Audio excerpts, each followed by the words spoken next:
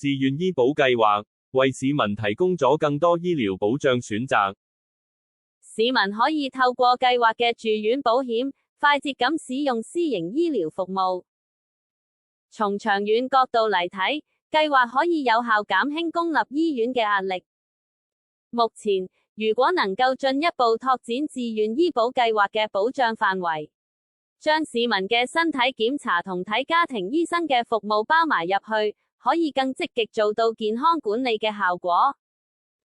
呢個倡議能夠幫到市民更早發現健康嘅隱患，唔使因為延誤治療而令到病情惡化，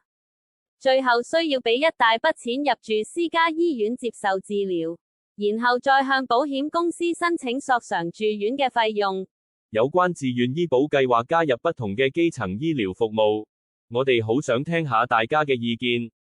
歡迎各界人士積極向我哋表達你嘅睇法同建議，一齊推動更完善嘅醫療保障系統。